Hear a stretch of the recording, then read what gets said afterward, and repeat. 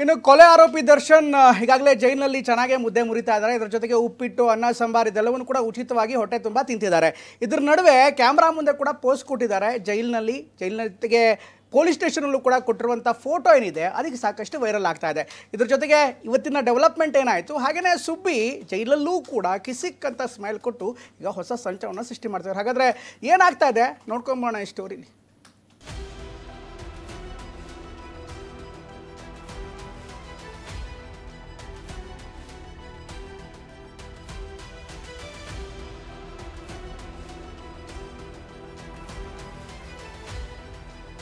ಮಾನಸಿಕವಾಗಿ ಧೈರ್ಯವಾಗಿದ್ದೆ, ಜೈಲಿನಲ್ಲಿರೋ ದಾಸನ ಮಾತು.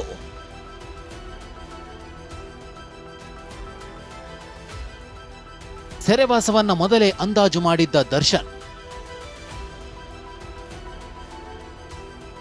ಜಾಮೀನು ಯಾಕೆ ರದ್ದು ಮಾಡಬಾರದು ಅಂತ ವಿಚಾರಣೆ ವೇಳೆ ಸುಪ್ರೀಂ ಕೋರ್ಟ್ ಹೇಳಿದ್ದ ದಿನವೇ ದರ್ಶನ್ ಕುಗ್ಗಿ ಹೋಗಿದ್ದ. ಅದ್ಯಾಕೋ ಮಿಸ್ ಆಗ್ತಿದೆ ಅಂತ ಮತ್ತೆ ಜೈಲಿಗೆ ಹೋಗೋದನ್ನ ಅಂದಾಜಿಸಿದ್ದಾನಂತೆ. ಹೌದು, ಸದ್ಯ ಪರಪ್ಪನ ಅಗ್ರಹಾರ ಸೇರಿರೋ ದರ್ಶನ್ 2ನೇ ದಿನ ಸಹಜವಾಗಿದ್ದು ಜೈಲಿನ ಸಿಬ್ಬಂದಿ ಮತ್ತು ಸಹಚರರ ಜೊತೆ ಸಹಜವಾಗಿಯೇ ಮಾತನಾಡಿದ್ದಾನೆ. ಸುಪ್ರೀಂ ಕೋರ್ಟ್ ಬೇಸರ ವ್ಯಕ್ತಪಡಿಸಿದ್ದಾಗಲೇ ಸಮಸ್ಯೆ ಬಗ್ಗೆ ಅರಿತಿದ್ದೆ, ಮುಂದಾಗುವ ಸಮಸ್ಯೆ ಬಗ್ಗೆ ತಿಳಿದಿದ್ದೆ, ಹೀಗಾಗಿ ಮಾನಸಿಕವಾಗಿ ಧೈರ್ಯವಾಗಿದ್ದೆ ಅಂತ ಹೇಳಿಕೊಂಡಿದ್ದಾನಂತೆ.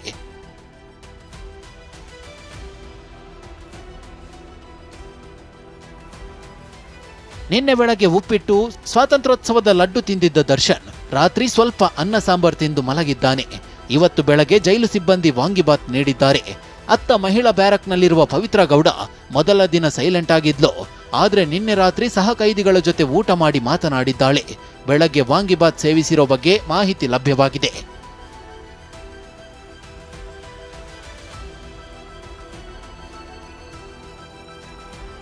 ಮನೆ ಊಟವಿಲ್ಲ, ಭೂರಿ ಭೋಜನ ಸಿಗುತ್ತಿಲ್ಲ.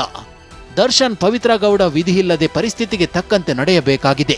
ಐಷಾರಾಮಿ ಲೈಫ್ ಲೀಡ್ ಮಾಡ್ತಿದ್ದ ದರ್ಶನ್ಗೆ ಜೈಲೂಟವೇ ಗತಿಯಾಗಿದ್ದು ಜೈಲಿನ ಮೆನುವನ್ನ ಫಾಲೋ ಮಾಡ್ತಿದ್ದಾರೆ. ಮೆತ್ತನೆ ಹಾಸಿಗೆ ಮೇಲೆ ಮಲಗ್ತಿದ್ದ ದರ್ಶನ್ಗೆ ನಿಯಮದಂತೆ ಬೆಡ್ಶೀಟ್ ನೀಡಲಾಗಿದೆ. ಈ ವೇಳೆ 2 ಬೆಡ್ಶೀಟ್ ನೀಡುವಂತೆ ದಾಸ ಕೇಳಿದ್ದು ಒಂದೇ ಬೆಡ್ಶೀಟ್ ಕೊಡೋದಾಗಿ ಸಿಬ್ಬಂದಿ ಹೇಳಿದ್ದಾರೆ. ಈ ವೇಳೆ ದರ್ಶನ್ ತೆಪ್ಪಗಾಗಿದ್ದಾನೆ. Bureau report, TV9.